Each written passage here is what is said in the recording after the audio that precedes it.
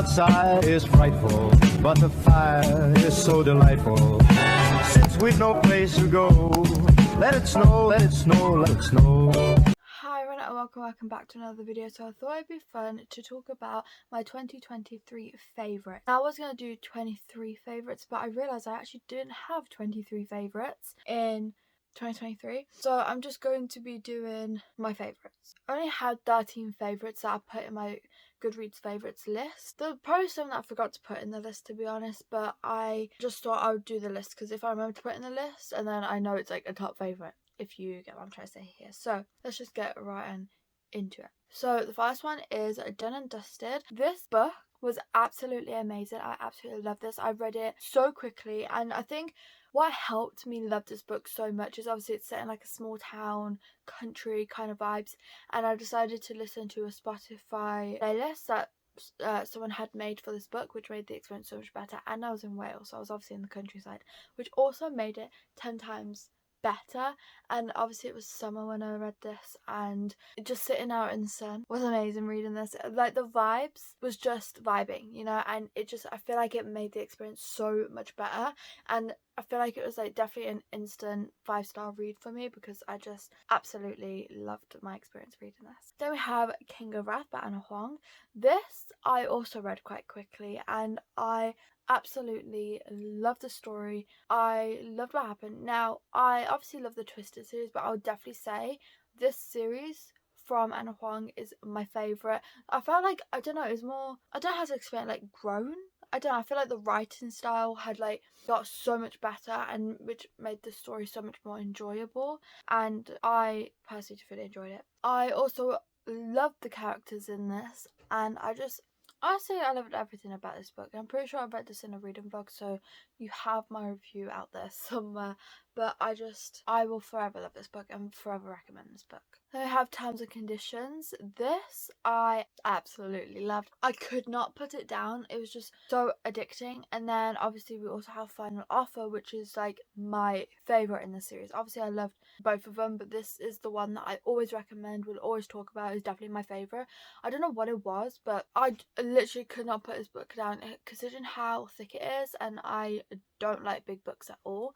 This was a very enjoyable, and I read it so quickly. So this one is like, they had a thing like those friends when they was younger, and then like something happens where they end up like not talking anymore, and then they have to rekindle for a reason, which I'm not going to say because obviously it'll spoil it. But trust me, I did not do that book any justice by explaining that but it was amazing, and I would highly recommend it. Then we have Yours Truly by Abby Jimenez. This book, I absolutely loved it, and I don't feel like I talk about this book enough considering how much I loved it. I love the anxiety rep in this, and especially the fact that our male character had the anxiety. Obviously in books you don't really get much talk about anxiety, but if you do, it's always the female that has it. But the fact that our male character had the anxiety rep was amazing, and I could relate to it so much, which made me enjoy it more because I felt like the anxiety rep was done so well, explained so well as well, and I absolutely loved it. And then our female character was so great because obviously she supported him with it even when he was like struggling, and she handled it so well, and she just understood. And I don't know, I just absolutely love this book. I couldn't put it down, and I would highly recommend it.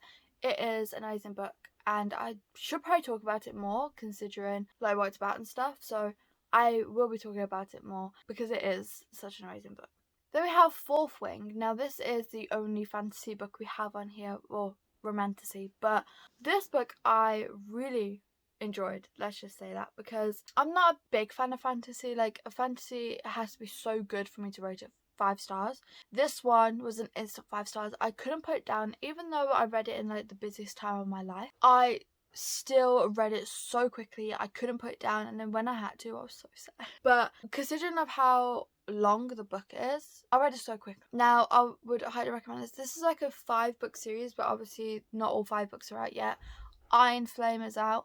We're not going to talk about that. You might be getting my review in a video that's coming at some point this month. We'll see. I don't know if I'm going to finish it in that video. There's a high possibility I will though. So anyway, moving on. But Fourth Wing is amazing. I absolutely love the characters. I love the world building. I love the plot. I just loved everything about this, and it was very addicting. Let's just say that. Like, you just wanted to know what happened. The suspense of it just kept you going, you know. And so I would recommend this one. Then we have Next of Kin.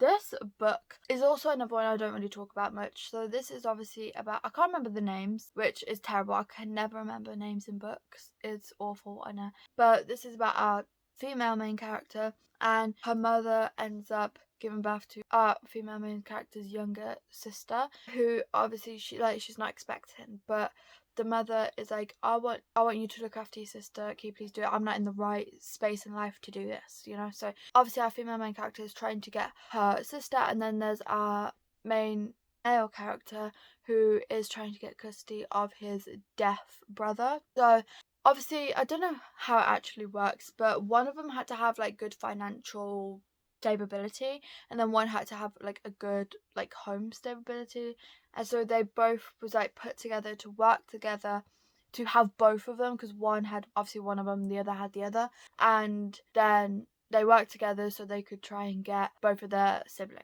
It's actually a really fun, interesting book. I honestly didn't think I was going to like it as much as I did, and I did really enjoy it, so I would highly recommend this one.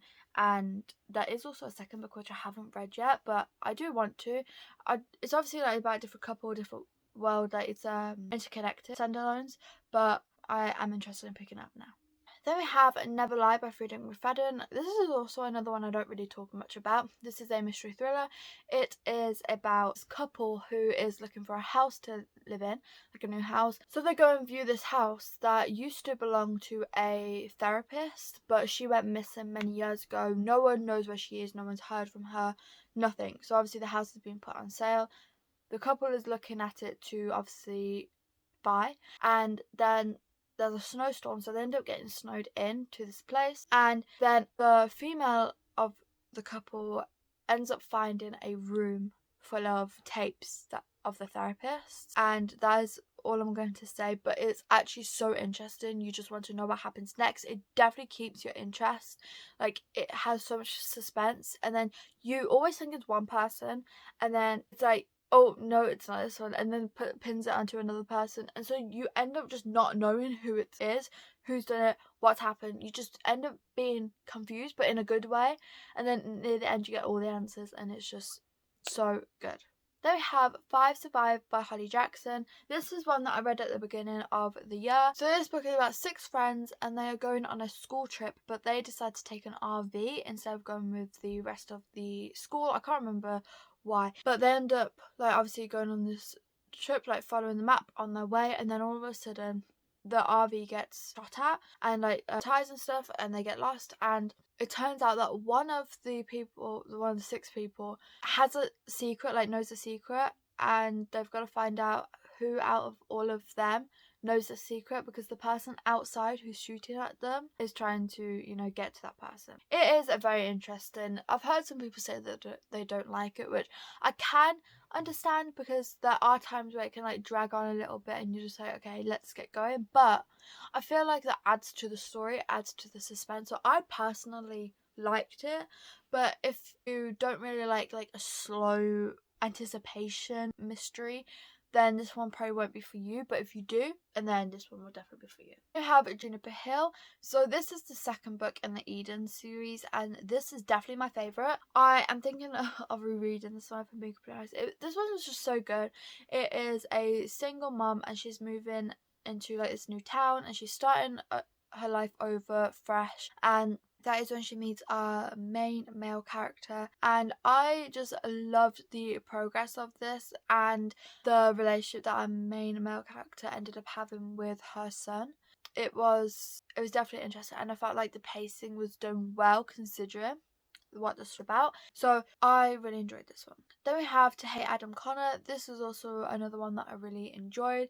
This is the second book in Connected Standalones. So this is about female main character, and she is obviously friends with Adam Connor's neighbour, but they end up spying on him every like over the wall.